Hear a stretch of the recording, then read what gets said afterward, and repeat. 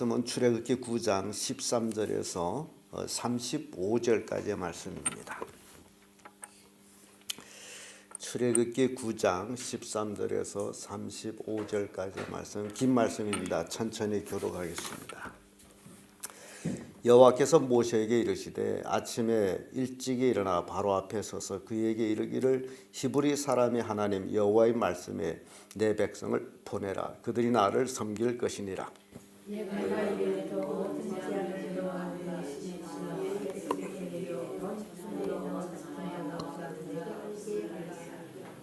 내가 손을 펴서 온역으로 너와 네 백성을 쳤다면 네가 세상에서 끊어졌을 것이나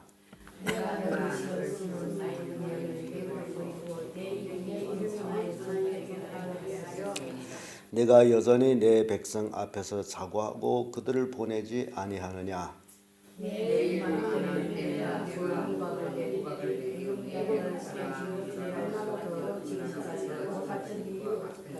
이제 보내어 내 생축과 내 들에 있는 것들을 다 모으라. 사람이나 짐승이나 무릇 들에 있어서 집에 들어오지 아니한 자에게는 우박이 그 위에 내리리니 그들이 죽으리라 하셨다 하라 하시니라.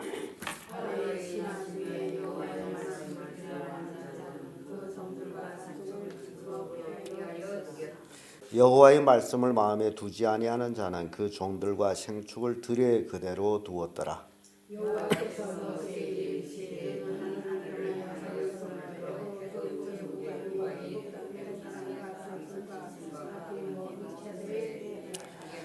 모세가 하늘을 향하여 지팡이를 들매 여호와께서 넷성과 우박을 보내시고 불을 내려 땅에 달리게 하시니라. 여호와께서 우박을 애굽 땅에 내리시매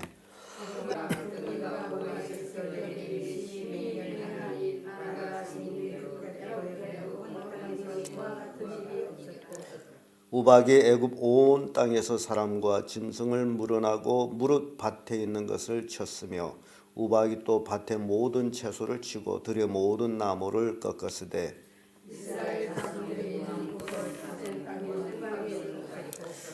바로가 사람을 보내어 모세와 아론을 불러 그들에게 이르되 이번엔 내가 범죄하였노라. 여호와는 의로우시고 나와 나의 백성은 악하도다.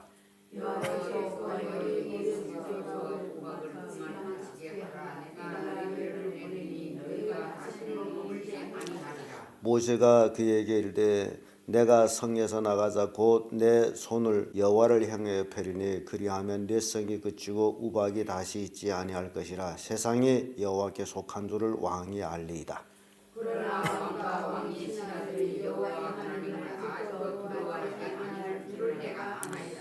때에 보리는 이삭이 나왔고 삼은 꽃이 피었으므로 삼과 보리가 상하였으나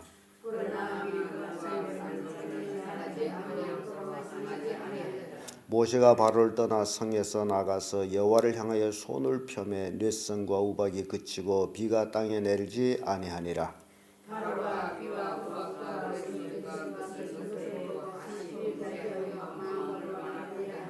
그와 그의 신하가 꼭 같더라. 35절 같이 바로의 마음이 강팍하여 이스라엘 자손을 보내지 아니하였으니 여호와께서 모세에게 말씀하신 것 같았더라. 아멘. 이 말씀으로 우박재앙 이런 제목으로 말씀을 나누겠습니다. 참 하늘에서 허공에서 얼음덩어리가 떨어진다라는 것이 참 신기합니다. 어떻게 얼음덩어리가 만들어져서 떨어지는지 또는 어떻게 얼음덩어리가 하늘 위에서 둥둥 떠다니다가 부서져 떨어지는지에 대해서는 자세히 모릅니다만은 그러나 이 우박재앙은 정말 기가 막히게 무서운 재앙이다라는 겁니다. 지난해 남방 지역에도 우박이 떨어졌는데 계란알만큼 큰 우박이 떨어졌어요. 계란알만큼 큰 우박이 하늘에서 떨어지다 보니 그 힘이 기가 막힙니다. 그래서 가장 이제 표적이 나는 것은 지금은 자동차가 많지 않습니까? 그 자동차 위에 떨어지다 보니 자동차 앞 유리가 챗뿌리처럼 구멍이 뽕뽕뽕뽕 뚫리고 또 심한 거는 자동차 위에 천장까지도 구멍 뚫리고 그런 사진들이 올라왔어요. 그렇다면 거기에 사람이 맞으면 어떻게 될까요? 정말 생명이 위험할 수도 있습니다.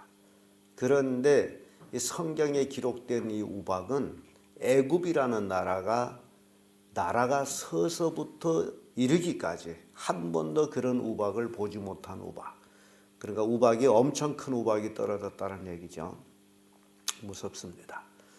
이런 우박재앙이 애굽 나라에 하나님의 백성을 보내지 아니함으로 떨어졌다라는 겁니다. 근데 이 우박재앙, 그 첫째는 우박을 예고를 합니다. 내일 우박이 떨어질 것이다.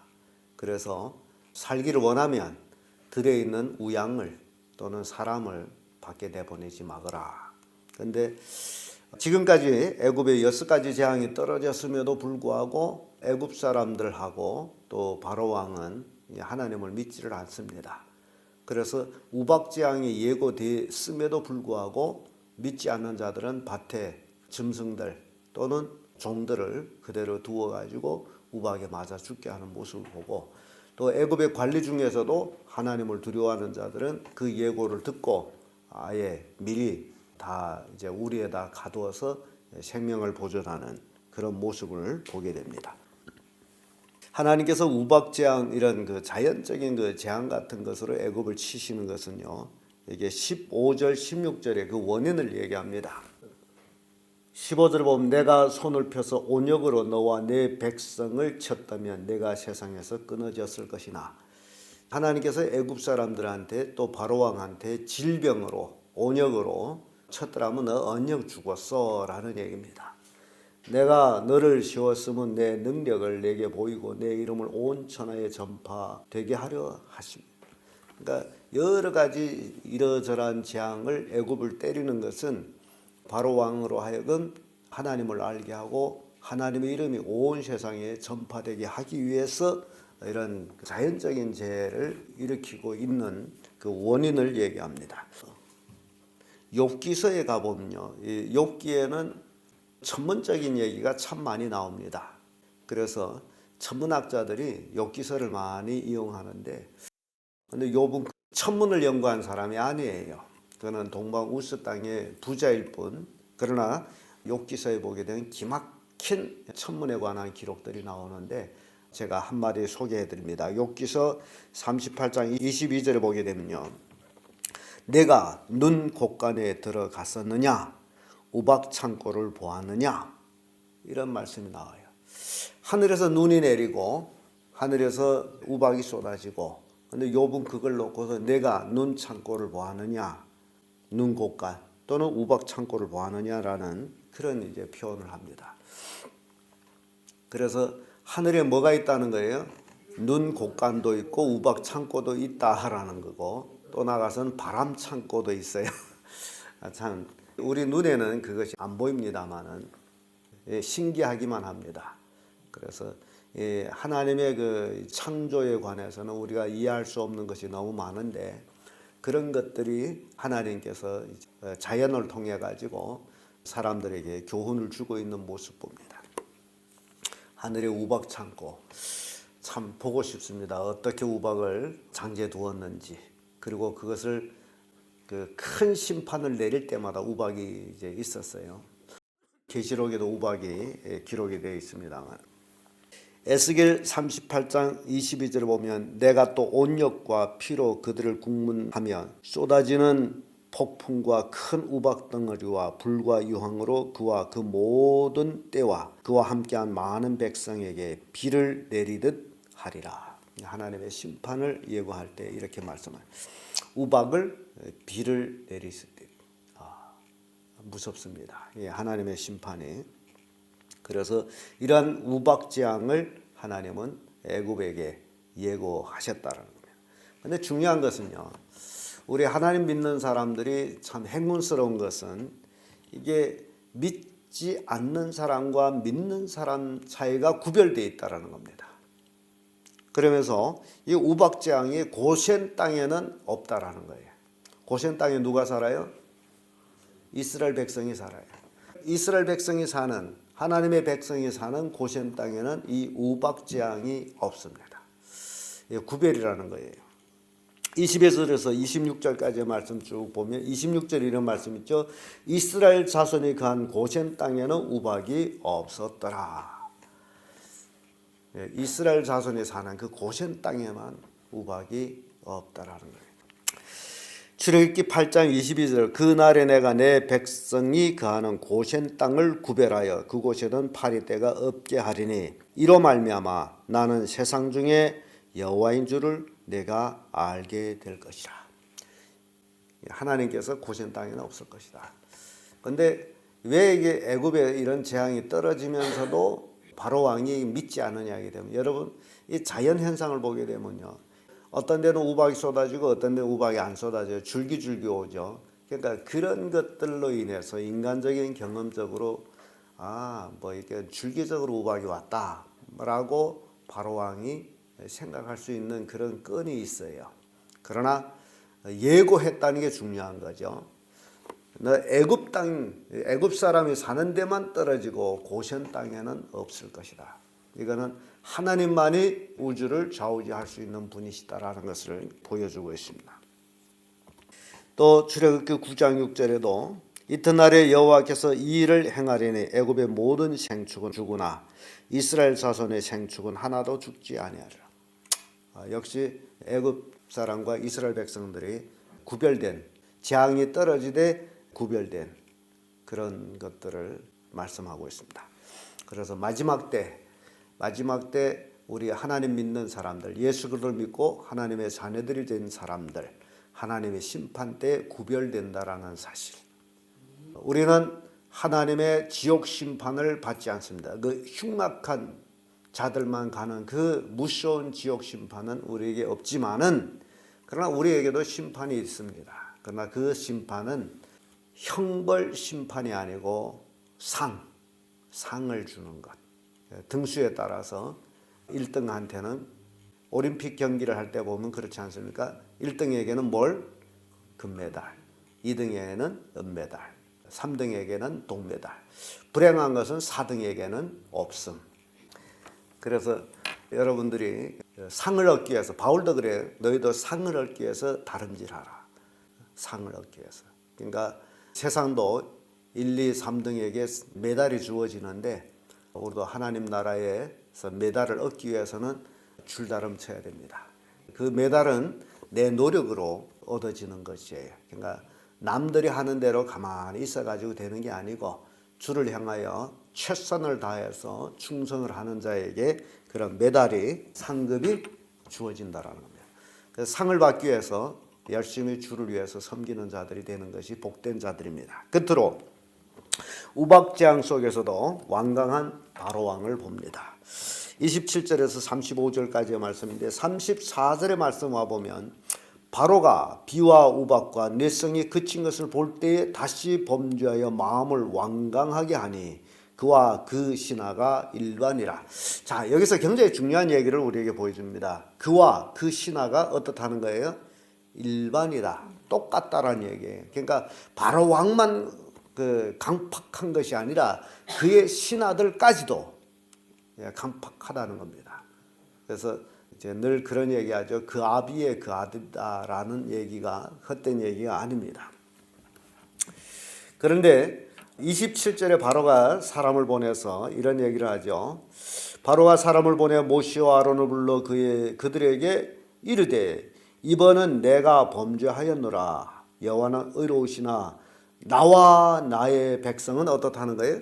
악하다. 자, 이게 여러분요, 죄 짓는 사람이 자기 죄가 없다라고 큰 소리를 치지만은 실제적으로 앞에 나와서 고백할 때는 자기가 죄인이라는 걸 고백합니다. 근데 바로왕이 고백은 나와 누구?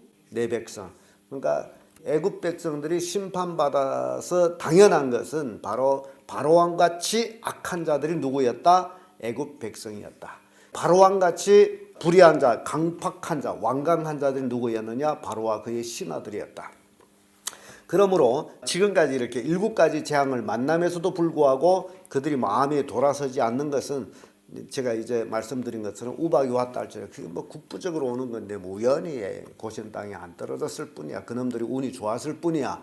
뭐 이런 식으로 생각하고 있기 때문에 이스라엘 백성을 보내는 것을 절대로 보내지 못한다. 그들을 보내게 되면 우리의 역군에 이제 차질이 생긴다. 그러니까 애굽 사람들에게서 이스라엘 백성을 장정만 60만 되는 그런 백성을 내보낸다는 것은 이거는 돈을 조금 주고 시게 먹을 수 있는 일꾼인 노력인데 그걸 보낸다는 것은 애굽 나라에 있어서는 큰 경제적인 손실을 초래하는 거죠. 그래서 절대 보낼 수 없는 거예요. 여기까지 손해는 괜찮다라고 생각하는 것 같아요.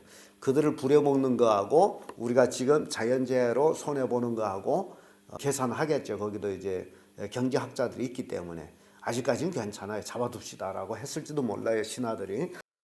그래서 바로왕하고 신하들 그리고 백성들까지도 똑같이 악하고 완강했다라는 겁니다.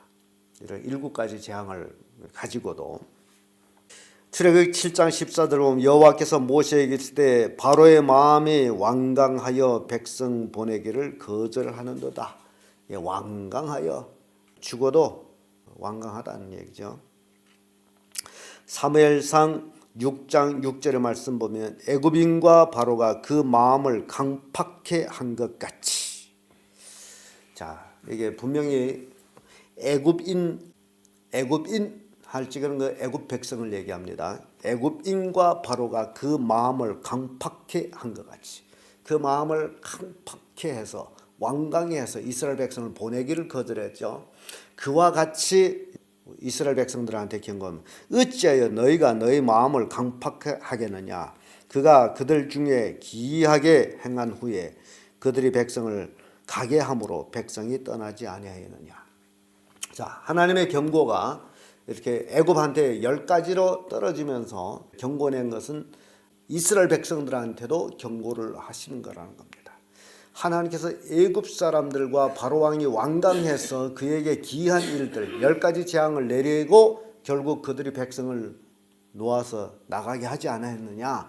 그와 같이 너희도 할 적에는 이스라엘 백성을 해야 합니다. 너희도 왜 마음을 강팍해 하느냐. 이런 재난을 받고자 하느냐라는 얘기입니다.